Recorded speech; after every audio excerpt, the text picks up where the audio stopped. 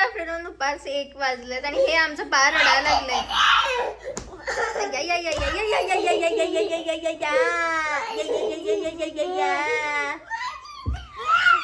पप्पा आले का बघ.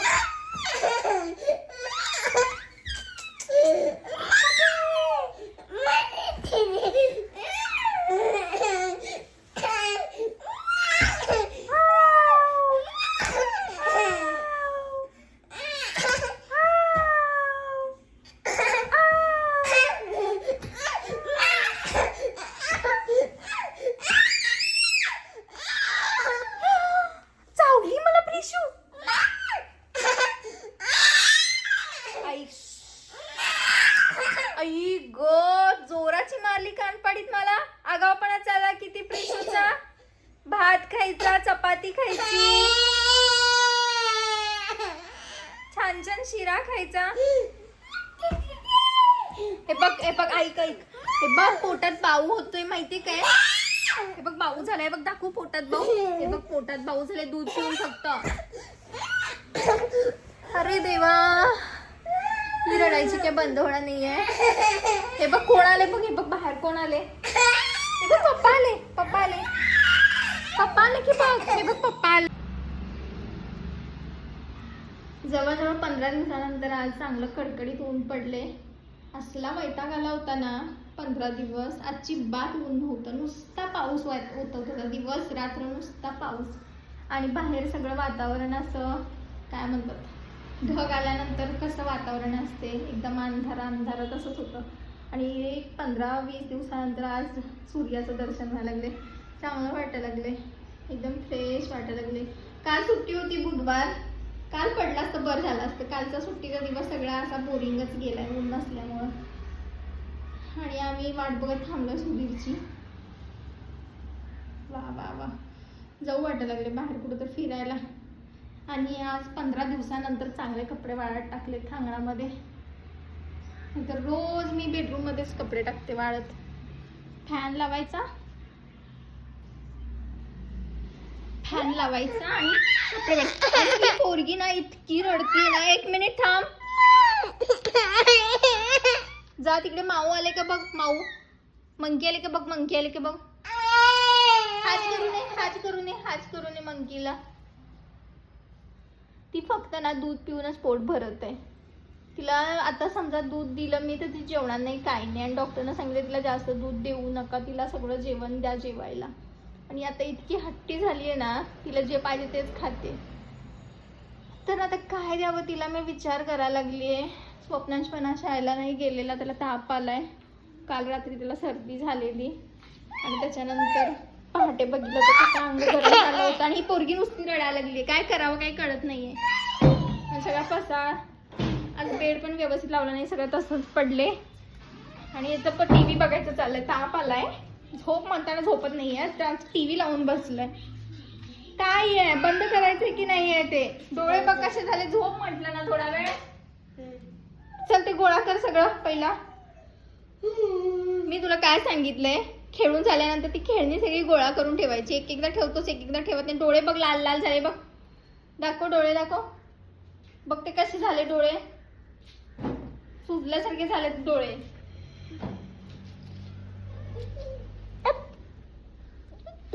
गोळा कर. चेस खेळून सगळं इकडंच असं टाकलेलं आहे. आणि नंतर ना मग काही सापडत नाही खेळायला गेलं की. तेव्हा मग शोधत बसले सगळीकडे. हे कुठे गेलं मम्मा, ते कुठे गेलं. आणि पार्सल आलं सकाळी, ते पार्सल इथंच ठेवले. आणि ह्याच्यामध्ये पापड आहेत जे की मी माझ्या हेल्परला देण्यासाठी ठेवलेले आहेत. तिला सकाळी घेऊन जा म्हटलं होतं, पण ती बोलली की संध्याकाळी आल्यानंतर घेऊन जातो. काय आहे ते घाण आहे प्लेट.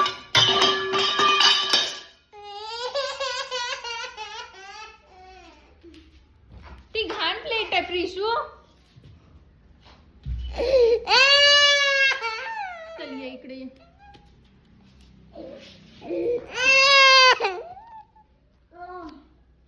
चल रे गोळा करते सगळं. हा त्या असू दे. खाली पाणी आहे बाप, पॅन्ट सगळी भिजेल. पाणी सांडले तिथं. उठ.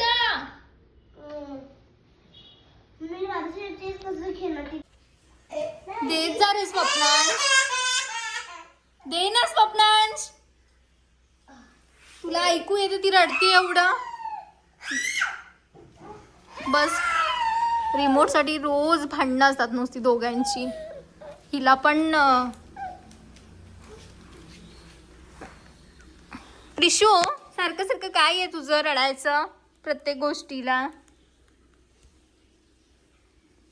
तुला झोपायचं नाहीये का? नाही झोपायचंय? इंजेक्शन द्यायला पाहिजे आता, मगच झोपणारच. काय कोकोमेलन? टीव्ही बघायचे? मग काय बघायचे? काय विचित्र अवतार झाला माझ्या केसांचा. काल मी आंघोळीला केले, आंघोळ वगैरे झाली आणि फक्त केसांना कंडिशनर लावायचं होतं आणि सगळं टाकीतलं पाणीच संपलं. मग काय, मग बिना कंडिशनर लावता तशीच बाहेर आले. चिपकू चिपकू वाटायला लागले आज मला केस.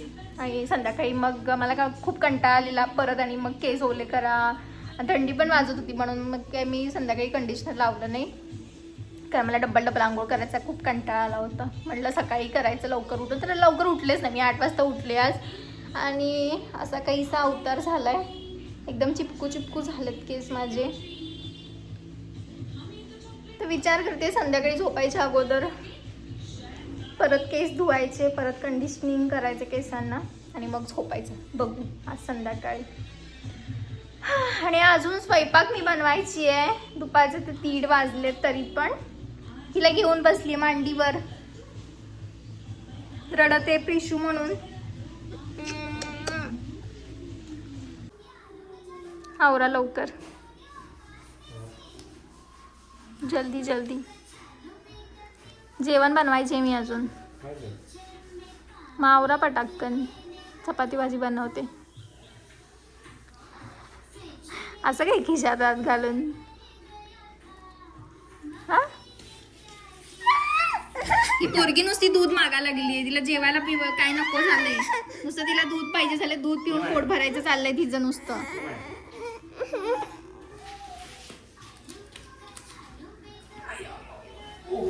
दुधावरतीच जगायचंय काय नुसतं.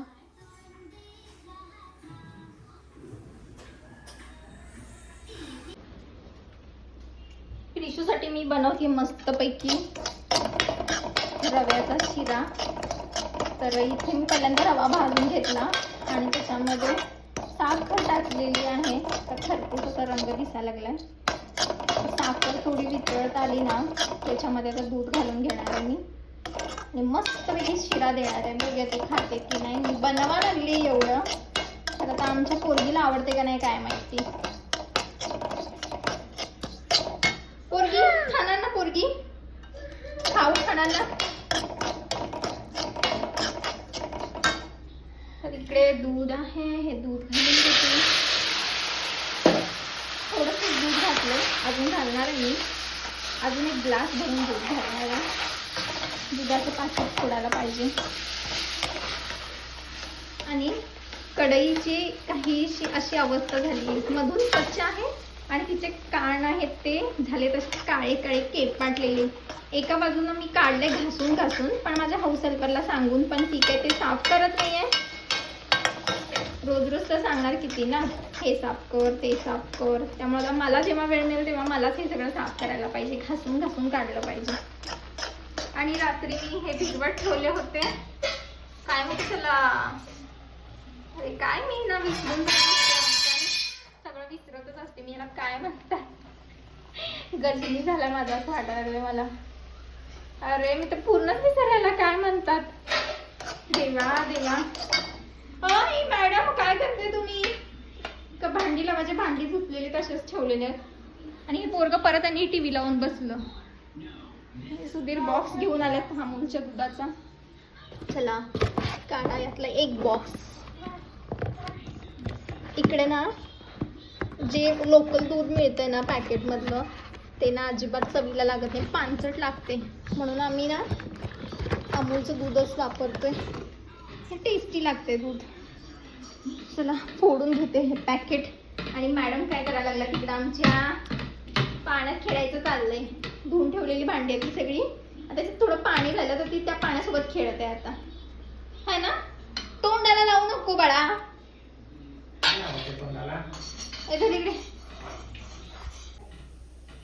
अरे बाबा तुटतंय का नाही, तुटतंय का नाही, तुटणार कसं, कापते का नाही म्हणा. होय तिला बनवते की शिरा. पकडा.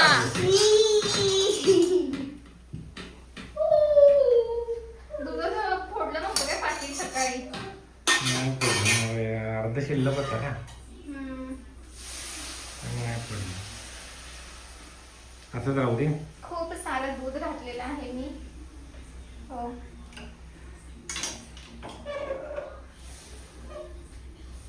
शिरा दिसतोय का नाही. कॅमेरामॅन इकडे दाखवा, शिरा पण दाखवा. शिरा त्याच्यात जवळजवळ मी आता 2 ग्लास दूध घातलेला आहे आणि दूध घालून असा शिरा म्हणजे लय भारी लागतोय खायला, एकदम टेस्टी लागतोय.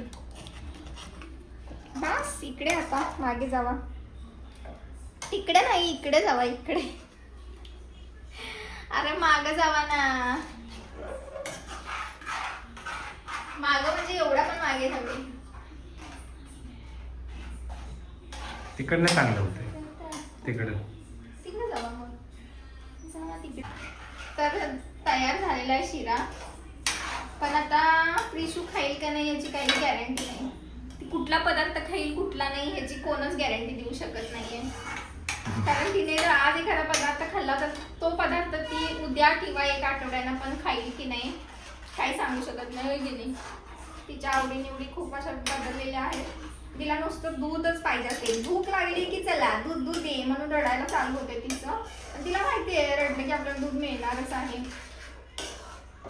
तर असं सगळं चालू आहे सध्या प्रिशू मॅडमचं.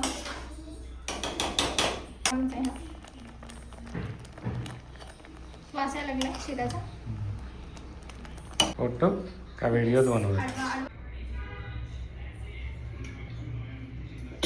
तर मी प्रिशूला दिलेला आहे शिरा बनवून आणि आता मी हरभऱ्याची भाजी करणार आहे. भाजी म्हणजे ग्रेव्ही करणार आहे घट्ट पातळ अशी. तर त्यासाठी पहिल्यांदा हरभरे मी स्वच्छ धुवून घेतले होते. तर त्यासाठी मी हरभरे रात्रभर हे भिजत ठेवले होते.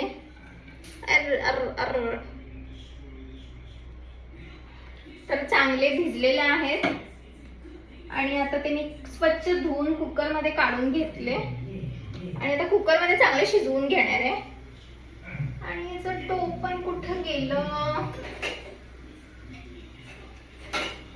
भांडी धुवून ठेवलेली आहे तरी पण मी परत एकदा पाण्यात असे बुक काढून घ्यायची मला सवयीच्या आधीपासून. कारण कधी कधी ना तेलकट तसंच असते टोपणारा वगैरे. त्यामुळे मला हे असं डबल काम करावं लागते. टोपण कधी कधी काय होते माहिती का भांडी घासल्यानंतर ना माझी जी हेल्पर आहे ना ती म्हणजे असं ते काय म्हणतात स्क्रबरचं जे तारेचं असतं ते कधी कधी असतं ह्याच्यामध्ये म्हणजे काय म्हणतात खास खळग्यात ना थोडं थोडं अडकून राहते. तर त्यासाठी मी परत एकदा म्हणजे बघते की काय अडकले काय लागले काय चिकटले काय नाही. परत सगळं असं धुवून घेते आणि मग कुकर लावते. तर आता कुकरला चांगला 7-8 शिट्ट्या लावून घेणार आहे म्हणजे हे हरभरे चांगले शिजले जातील. आणि हे हरभरे शिजूपर्यंत मी भिजवणार आहे कणिक चपातीसाठी आणि याच्यामध्ये बनवलेला आहे शिरा. दिलाय मी प्रिशूला खायला. सुधीर तिला चारवा लागला. थोडासा शिल्लक आहे, तिला अजून पाहिजे असलं तर अजून देणार. नाहीतर हा जो शिरा उरलेला शिरा आहे तो मी अर्शूला देणार. तर आता मला आता 4च चपात्या करायच्या आणि मला परत सापडत नाहीये. भांड्यात होते सगळ्यात खाली गेलीये जाण्यामध्ये म्हणून आता मी ह्या मोठ्या ताटामध्ये मळा लागले.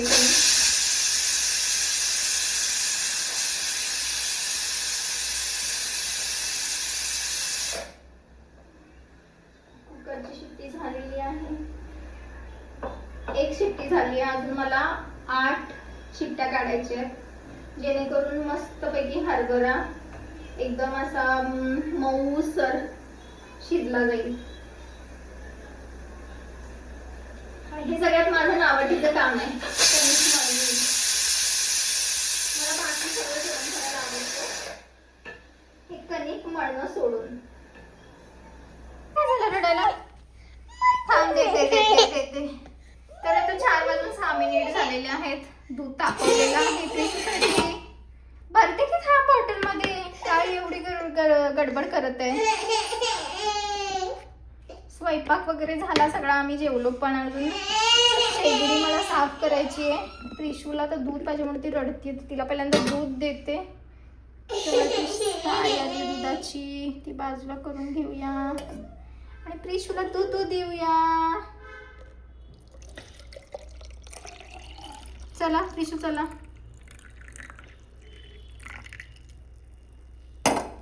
चला मम्मा येते, चल बेडरूम मध्ये. मम्मा येते, चल बेडरूम मध्ये.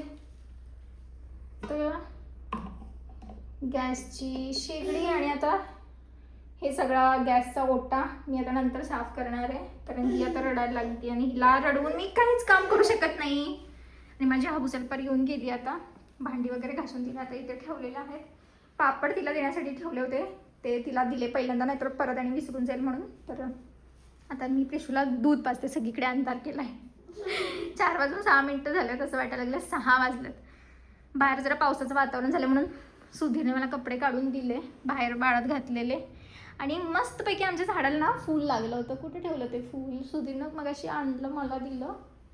प्रिशूने ना त्याच्या पाकळ्या तोडत होती प्रिशू.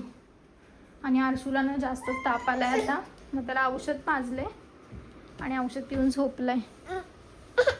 हे झोपलास बाळ? आणि इकडे माझा शर्ट पडलाय हा. चल आज चल सरक. मस्तपैकी आम्ही अंधार घुडूप केलाय रूम मध्ये, पडदे वगैरे लावले. थांब ना प्रिशू, किती रडते बाळा. थांब जरासं, दादूला त्या साईडला झोपलेला. आरशू, ए आरशू बाळा तिकडे झोप, त्या बाजूला. प्रिशू इकडे झोपणार आहे, त्या बाजूला सरक. झोप एकदम गाढ झोप. म्हणजे आता औषध पिलायस ना, कमी होतं ताप. हे तर ब्लँकेट घे अंगावर. ब्लँकेट घे आणि झोप, ठीक आहे? पडशील जरा, इकडंच सरक. प्रिशू इकडे मध्ये ये तू. छोटं बाळ आमचं छोटं बाळ. ये आमचं छोटं बाळ, लवकर ये. आमच्या छोट्या बाळाला नुसतं दूध पाहिजे. चला या. तर मॅडम आमच्या दूध पिते. आरशू झोपला गाढ.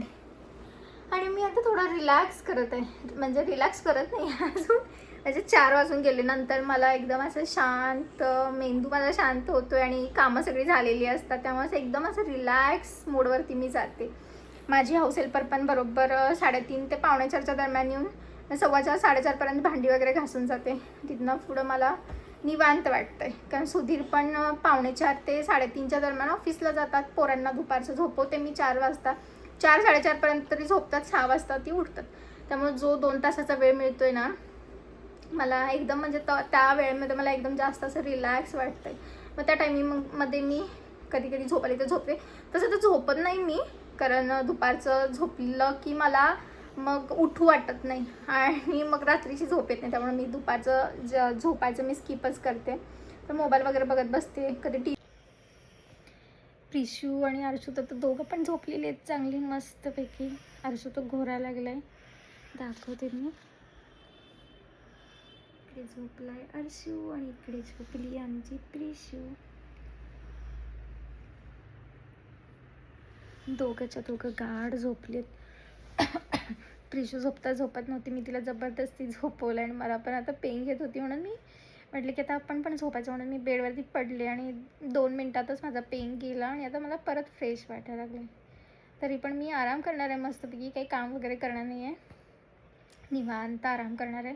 कारण कामं किती जरी केली तरी त्या ती संपणार नाही आहेत, हे मला रिअलाईज झालं आहे. जेवढी पण तुम्ही कामं करताय ना तेवढी कामं म्हणजे असणारच आहेत, आयुष्यभर कामं असणार आहेत, आयुष्यभर काही कामं संपणार नाही आहेत, हे मला रिअलाईज झालं आहे. त्यामुळे आता जास्त स्वच्छतेच्या पाठीमागे मी पडणार नाही आहे. जेवढं जमतं आहे तेवढं करणार. आणि नाही जे काम म्हणजे जे काही कामं पेंडिंगला राहतात म्हणजे तसेच राहतात तर ठीक आहे, जास्त काय म्हणजे काम करत बसणार नाही आहे. कारण मी आधी ना मला सगळं म्हणजे जिथल्या तिथं पाहिजे असायचं. मी नुसतं काम काम काम कामाच्या मागच पळत राहायचे. आणि आता ते पॉसिबल नाही आहे 2 पोरं सांभाळून म्हणजे सगळ्याच गोष्टी जिथल्या तिथे ठेवणं आणि सगळंच व्यवस्थित एकदम प्रॉपर पाहिजे घर. मी असं खूप म्हणजे आधी मला वाटायचं असं, पण तसं होणं शक्यच नाही आहे हे मला आता कळेल. पोरं जोपर्यंत लहान आहे तोपर्यंत एकदम परफेक्ट असं जस्ट लाईक हॉटेलसारखं तर घर असणारच नाही आहे कधी, हे तर मला कळून चुकलेलं आहे. त्यामुळं आता मग मस्तपैकी मी पण आता चिल करते. ठीक आहे पसारा तर आहे. तर आजचा हा छोटासा व्लॉग मी आता इथेच संपवते, नंतर व्लॉग खूप मोठा बनेल. आणि चला भेटूया पुढच्या व्लॉगमध्ये. बाय.